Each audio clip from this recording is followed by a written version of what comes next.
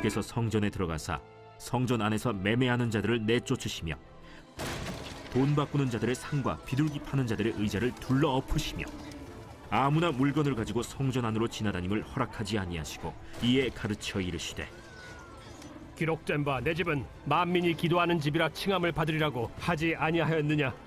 너희는 강도의 소굴을 만들었도다. 대제사장들과 서기관들이 듣고 예수를 어떻게 죽일까 하고 꾀하니 이는 무리가 다 그의 교훈을 놀랍게 여기므로 그를 두려워함일러라. 그리고 날이 저물매 그들이 성 밖으로 영원한 예배자가 되기까지 이런 제목으로 은혜를 나누려고 합니다. 아일랜드의 켈트족에는 가시새라는 전설이 있어요. 이 가시새는 평생을 공중에 날아다니다가 아주 뾰족한 아주 날카로운 그런 가시를 보게 되어지면은 거기에 달려들어서 목을 팍 찔러 죽어가면서 노래를 부른대요. 근데 그 가시새가 부르는 그 노래는 일찍이 들어보지 못했던 그런 아주 청아하고 아름다운 소리를 내면서 노래를 부르고 생을 마친다는 전설이 있어요. 이 가시새처럼 예수 그리스도께서도 우리를 위하여 십자가에 당신의 몸을 찢으시고 피를 흘리시면서 부르신 노래, 그것이 예수님에게는 가장 심각한 고통 속에서 난 거지만은 우리에게는, 구원을 받는 우리에게는 이 노래소리보다 아름다운 노래소리가 없을 거예요. 그 예수님께서 마지막 숨을 거두기 전에 테텔라스타이, 내가 다 이뤘다. 이 고백은 어떤 노래보다도 어떤 소리보다도 우리에게 큰 희망의 메시지요. 기쁨의 메시지요. 충만한 영의 세계로 인도하는 메시지거든요. 테텔라스타이, 값을 다 치루었다. 값을 다 치렀다는 거예요. 예수님께서 우리의 죄에 대한 값을 다 치르셨기 때문에 우리는 테텔라스타이, 그분이 다 이루어 주신 은혜로 하나님 나라에 갈 수 있고 하나님을 아빠, 아버지라고 부를 수가 있었던 거거든요. 그 예수께서 그 테텔라스타이라고 다 이루었다라고 외치면서 당신의 몸을 그 십자가에 못 박아 죽기까지 하면서 성취하고자 했던 가장 크나큰 목적은 뭘까? 하나예요. 우리를 영원한 예배자로 세우는 거예요. 이 예배라는 것은 창조주 하나님과 피조물 사이를 철저하게 규명하는 거거든요. 창조주가 계시고 그분은 우리의 예배를 받으시는 분. 그 예배를 통하여 하나님과 나와의 관계가 공고해지고 온전해지는 거예요. 하나님은 나의 창조주, 나는 그의 피조물. 이 경계선이 무너지면 안 되거든요. 이 경계선이 분명하게 세워질 때 하나님은 사랑이라. 하나님의 사랑이 우리 가운데 열매를 맺고 그 사랑 가운데 우리가 자유를 누리고 행복할 수가 있거든요. 예배자로. 결국은 예수 그리스도께서 십자가에서 테텔레스타이, 내가 다 이뤘다고 선포했던 가장 중요한 목적과 목표는 그 예수 안에서 구원받는 사람들이 예배자로, 영원한 예배자로 하나님을 섬기고 하나님의 사랑 속에 들어갈 수 있도록 하기 위한 것임을 알 수가 있어요. 이 세상 속에서 어떤 게 성공이에요? 여러분, 어떤 사람을 가리켜 성공한 자라고 여러분은 추앙하고 그를 본받을래요? 세상에서 높은 지위를 가졌다고? 세상 사람들에게 박수갈채를 받고 하늘을 받았다고? 잘났다고, 잘생겼다고, 돈이 많다고, 그게 성공이에요. 한마디로 성공이라는 것은 하나님의 사랑에 반응을 하고 그 하나님의 사랑이 내 가운데 열매 맺었을 때 그 사람은 영원한 성공자예요. 예배라는 것은 하나님의 사랑에 대한 고백이고 그 사랑에 대한 반응이에요.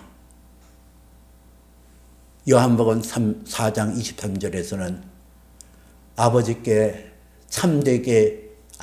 참되게 예배하는 자들은 영과 진리로 예배할 때가 오나니 곧 이때라. 아버지께서는 이렇게 하는 자들을 찾으시느니라 그랬거든요. 아버지께 참되게 예배하는 자들은 영과 진리로 예배할 때가 오나니 곧 이때라 이렇게 얘기를 해요. 영과 진리로 이때라. 그 영과 진리로 예배하는 자들을 아버지께서 찾으시느니라 그랬어요. 이 찾다라는 것은 헬라어로 제테오라는 단어를 썼어요. 그런데 찾으시느니라 할 때는 이거를 제티라는 단어를 썼거든요. 이거는 현재 능동형이에요. 즉 다시 말해서 영어에서 보니까 the father a search is seeking 이라는 단어를 썼더라고요. 그러니까 한 번 찾는 것으로 그치는 것이 아니라 the father a search is seeking 그분이 계속 지속적으로 찾고 있다는 거예요. 지금도 하나님 앞에 나와 영과 진리로 예배하는 자를 찾는다는 거예요. 그래서 그 영과 진리라는 것은 이 영이라는 것은 하나님의 영이고 그 하나님의 영은 하나님의 사랑을 하나님의 어떠함을 알 수 있게 하는 분이 성령이거든요. 성령이 내 안에 오셔서 하나님의 사랑이라는 것을 입증하여 주시고 그 사랑이라는 것을 누리게 하고 그 사랑이라는 것을 고백하게 하는 분이 영이시거든요. 영과 진리로 진리의 말씀, 성경에 있는 모든 로고스의 말씀이 내 안에서 이루어지도록 하는 것. 성령이에요. 하나님은 사랑이라. 변함없이 하나님은 우리를 사랑하시고 변함없이 하나님의 은혜로 우리를 다스려 가시는 그 하나님의 놀라운 것을 내가 깨닫게 하고 반응하게 하는 것. 이것이 성령의 역사라는 거예요.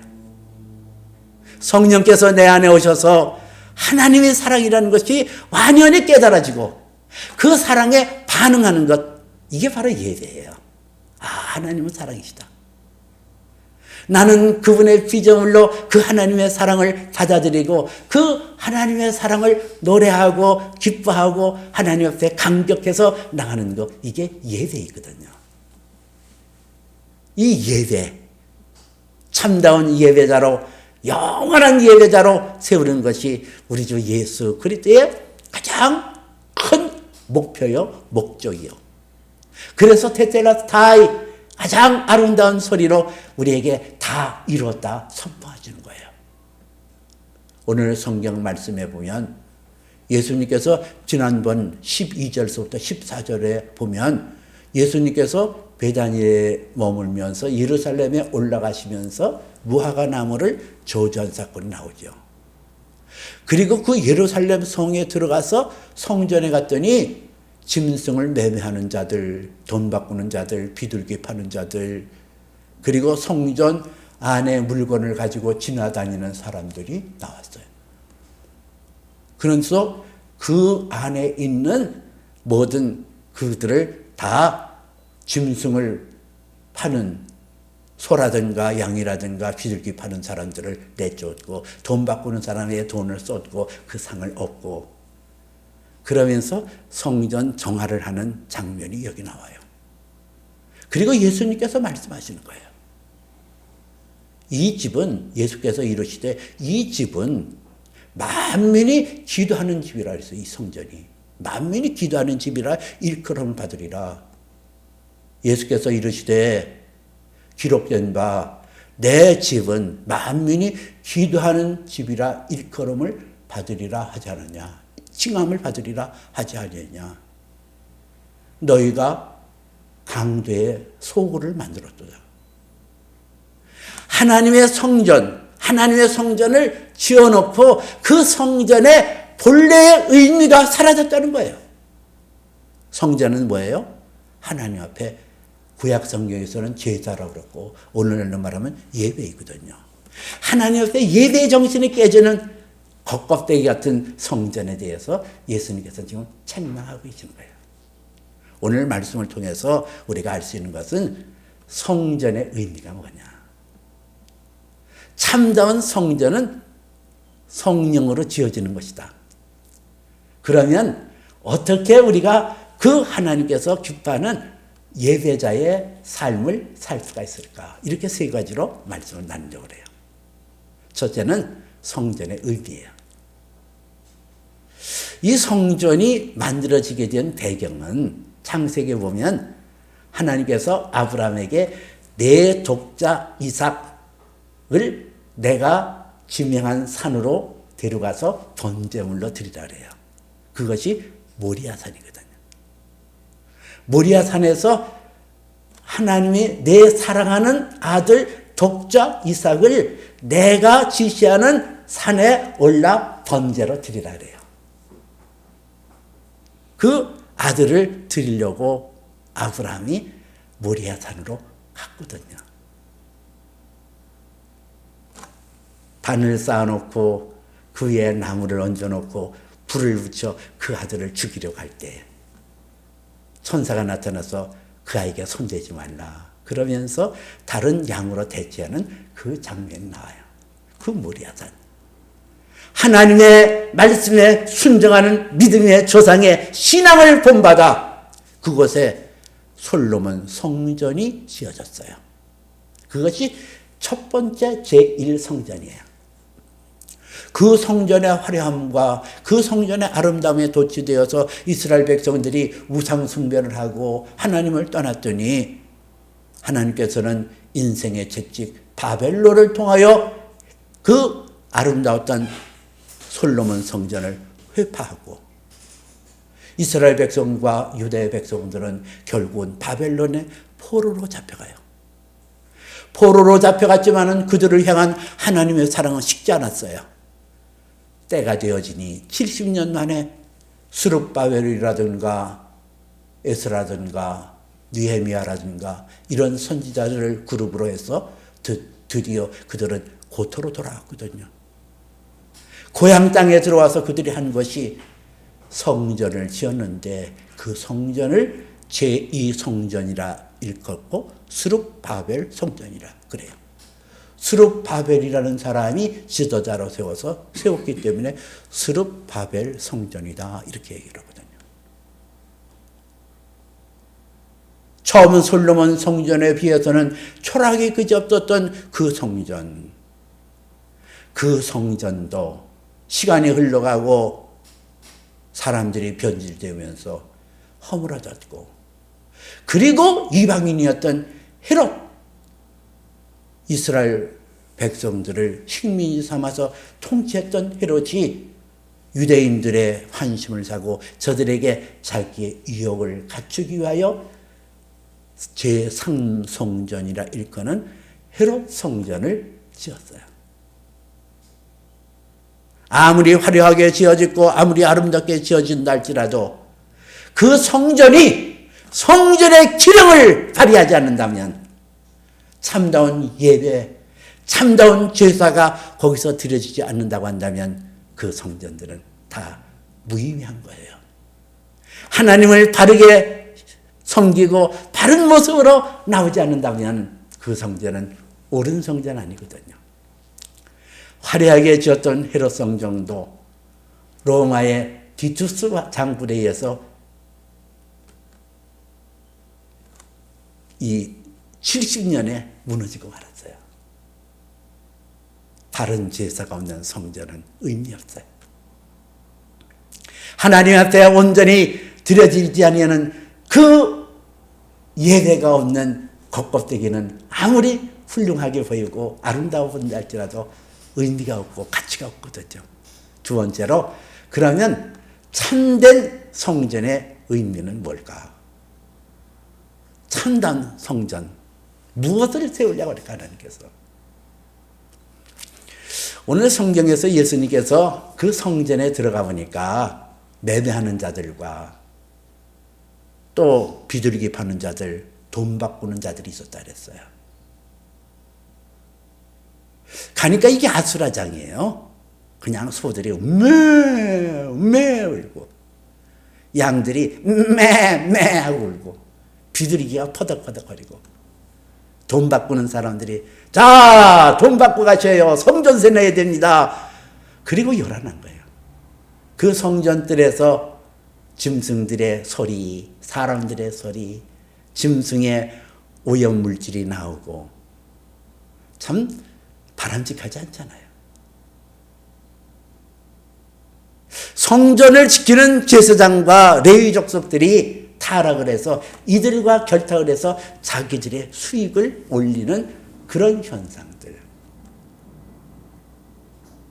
그들을 향하여 예수님께서 말씀하시기를 내 집은 만민이 기도하는 집이라 칭함을 얻으리라 하지 않았느냐. 기록된 바 내 집은 만민이 기도하는 집이라 이 칭함을 받으리라 하지 않았느냐. 너희가 강도의 소굴로 만들었다 그래요. 그리고 그들을 쫓아내시고 말씀하시잖아요. 그 이스라엘 백성들도 그렇고 제자들도 그렇고 사실은 이 헤롯 성전의 위용을 굉장히 자부심을 가졌거든요. 이 헤롯 성전이라는 것은 지성소와 성소의 높이가 60규빗, 우리나라 미터법으로 하면 27m. 그리고 현관의 그 높이는 100규빗, 45m. 어마어마한 거예요. 그리고 그 규모 면에서도 43,000평의 대지에다가 그 아름다운 금박을 입히고 그렇게 지어진 것이 헤롯 성전이었거든요. 제자들이 그 황홀하게 그저없는 그 모습을 보고 예수님 앞에 이렇게 묻는 장면이 나와요. 선생님이요, 이 돌이 어떠하나이까? 이 건물들이 어떠하나이까? 하고 으쓱거리며 자랑하는 거예요. 우리 민족에게 이 성전을 가졌다는 것은 참 긍지가 있고 자랑 아닙니까? 이 뜻이거든요. 근데 예수님께서는 의의의 답변을 해요. 너희가 이 성전을 헐라. 내가 사흘 동안에 일으키리라. 이 소리를 들었던 유대인들이 화가 나는 거예요. 아니, 우리가 이 46년 동안 지은 성전을 내가 3일 만에 일으키겠다니 이 말이 되냐? 이러면서 항의를 해요. 그런 것에 대해서 요한복음에서는 예수님께서 자기의 육체를 가리켜 말하니라 그랬거든요. 예수께서 죽은 자 가운데서 사흘 만에 다시 살아나심으로, 다시 살아난 예수 그리스도가 당신이 하나님의 온전한 성전이 되어질 것이라고 말씀하는 거예요. 예수님께서는 이 땅에 성전되기 위해서 오신 분이에요. 성령으로 잉태하셨고 성령으로 세례를 받으셨고 성령으로 마귀의 시험에서 이기셨고 성령으로 가르치셨고 성령으로 병든 자를 고치시고 성령으로 죽은 자 가운데서 다시 살아나셨거든요. 성령이 내 안에 계시다. 성령에 사로잡혔다. 이게 예배자예요. 예수님께서는 철저하게 성령에 의하여 지배를 받고 성령에 이끌려 사셨던 분이에요. 육신으로 오셔서. 하나님의 아들이라도 이 땅에서 성령으로 하나님 앞에 예배하는 예배자로 세움받으셨거든요. 그리고 우리에게 하나님께서는 우리 각 사람에게 성령으로 예배자가 되기를 원하시는 거예요. 고린도전서 3장 16절에 보니까 너희가 하나님의 성전인 것과 하나님의 성령이 너희 안에 계신 줄을 알지 못하느냐 그랬거든요. 그래요. 우리가 예수 그리스도를 믿고 예수 안에서 요한복음 20장에 보니까 예수님께서 제자들을 불러 모으시고 부활 후에 숨을 내쉬며 가라사대 성령을 받으라 그러셨거든요. 예수님께서는 제자들에게만 성령을 주신 것이 아니라 저와 여러분에게도 성령으로 거듭나게 하시고 성령으로 태움받아 우리가 하나님의 성전이 되었어요. 성령이 내 안에 계셔서 하나님의 사랑을 깨닫게 합니다. 하나님의 사랑을 노래하게 합니다. 하나님의 사랑에 반응하게 합니다. 하나님 앞에 나갈 수 있는 질이 성령을 통해서 우리에게 이루어진 거거든요. 성령은 내 안에서 예배자로 만들어 가시는 거예요. 성령의 사람으로 하나님을 예배드리게 하고 하나님께서는 그 예배하는 자를 찾으시니라. 제테이 하나님께서는 나를 찾으시는 거예요. 나를 찾고 계셔요. 그리고 우리가 드려지는 예배를 하나님께서 기뻐하고 즐거워하시고 그리고 하나님께 속한 모든 아름다운 것을 하늘과 땅에 있는 모든 아름다운 것을 우리에게 채우시는 분이시거든요.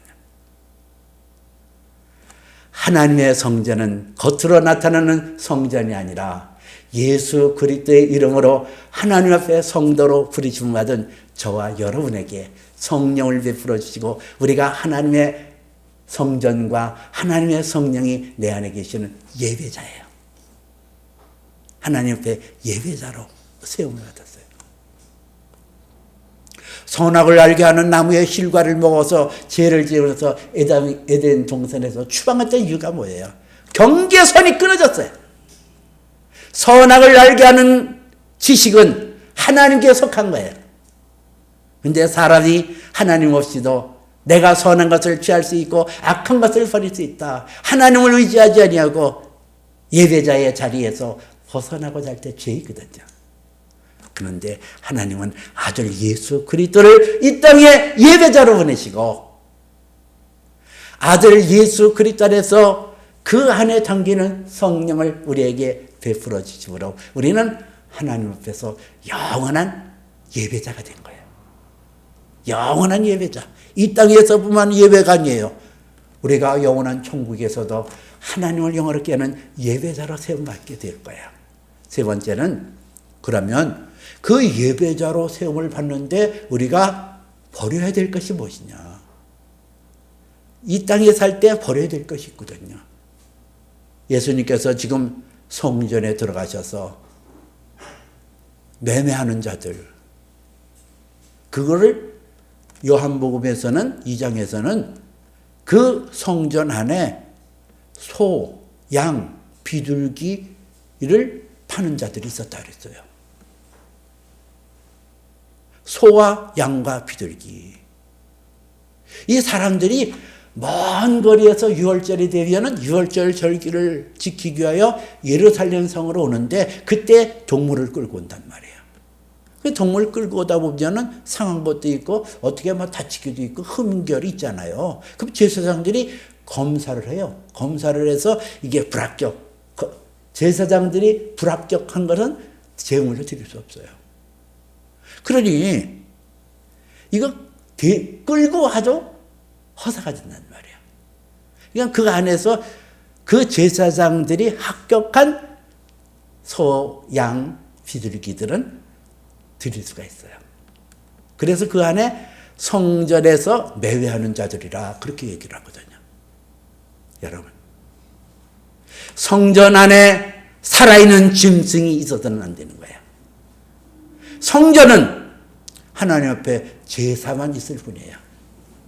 성전에서 소의 울음소리가 나고 비둘기의 포덕거리는 소리가 있고 양의 울음소리가 있어서는 안 돼요. 성전은 하나님 앞에 제사 드리는 거예요. 그래서 로마서 12장 1절에는 보니까 그러므로 형제들아 내가 하나님의 모든 자비하심으로 너희를 권하느니 너희 몸을 하나님의 기뻐하시는 거룩한 산 제물로 드리라. 이는 너희의 영적 예배니라 그랬어요. 예배자는 a living sacrifice, 살아있는 제물로 하나님 앞에 드리는 거예요.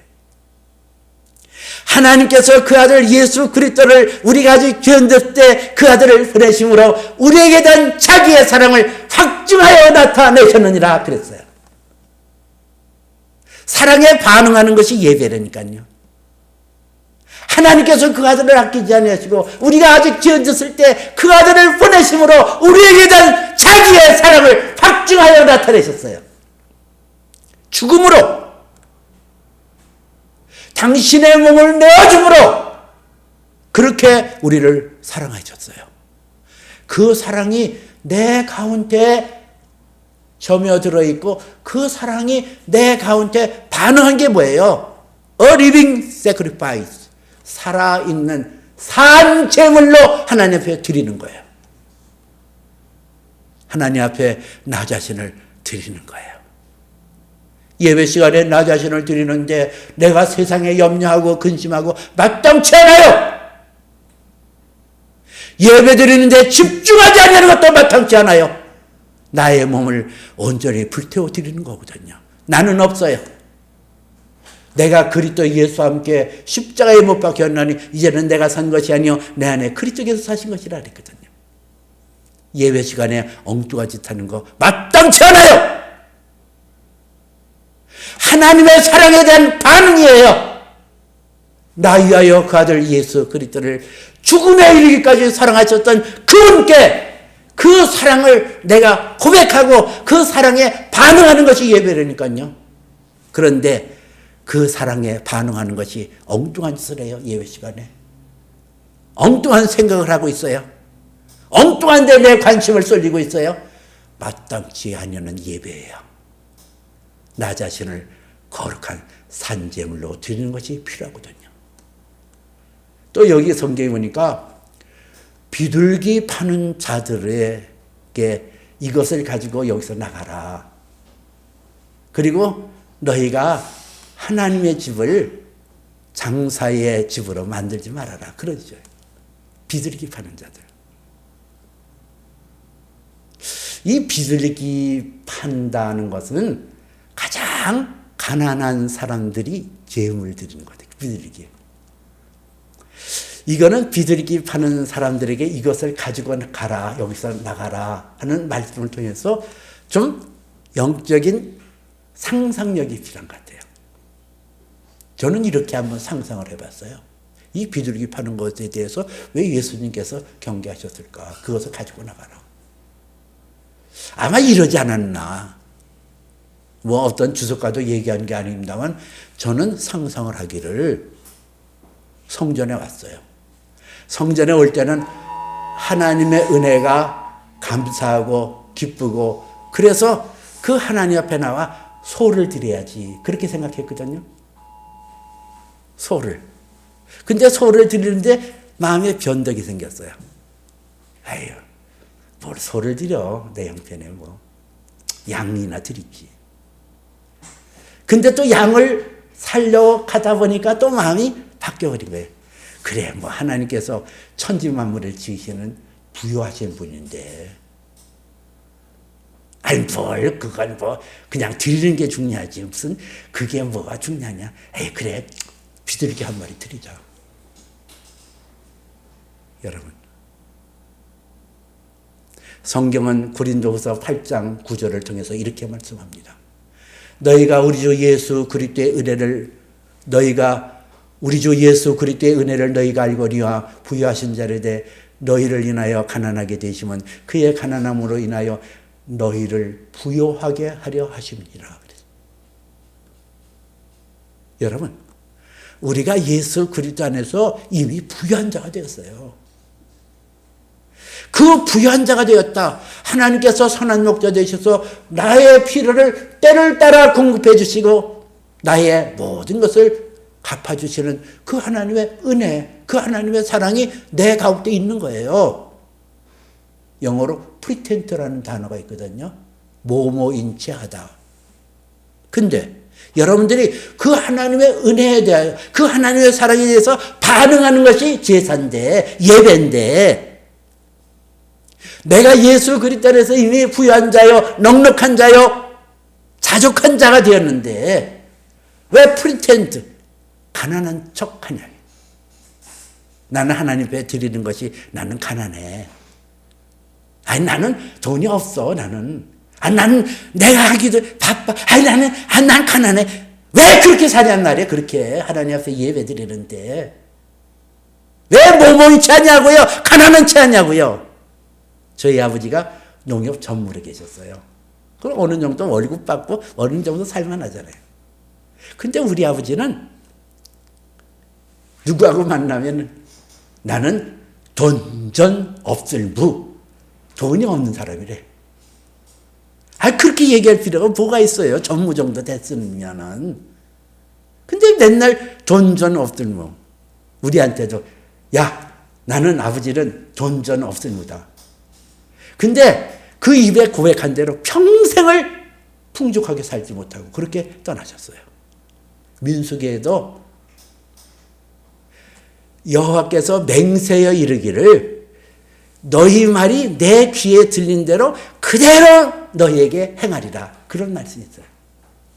하나님께서 우리의 생각을 하시고 우리의 신음소리를 하시고 우리의 마음을 하시거든요. 근데 예배자로 나오는데 그 예배자의 모습이 프리텐트 가난한 채 나는 없어. 나는 가진 게 없는 사람이야. 난 가난해. 나는 어쩔 수 없어. 그러니까 나는 하나님 앞에 소 드리고 양 드리는 사람들은 부자나 드리지. 나는 가난해. 나는 비둘기만 바칠 거야. 그럴 필요가 뭐가 있냐고요. 여러분 하나님 앞에서 주신 은혜를 제대로 표현하세요.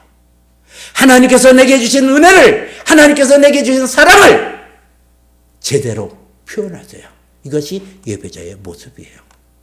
또 돈 바꾸는 자들의 돈을 쏟으시고 그 상을 둘러 엎었다 그랬거든요. 돈 바꾸는 자들.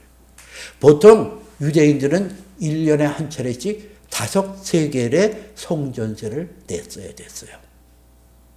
그 성전에 들어올 때는 성전세를 은하 반세겔을 내도록 했거든요. 근데 일반 집회는 거기서 일반 동전은 사용할 수가 없어요. 왜냐하면 거기에 이방인들의 초상화가 그려져 있기 때문에 불경하다고 여겼기 때문에 그래요. 돈 바꾸는 사람들. 돈을 바꾸는 사람들. 이게 뭘 말할까요? 돈에 매이는 사람들. 이거 내쫓았거든요. 하나님의 성전에 갈 때에 하나님 앞에 예배 드릴 때에 돈 넣고 돈 먹기라는 거 알죠? 내가 하나님 앞에 드렸으니 하나님께서 주실 줄로 믿습니다. 그러지 말라는 거예요.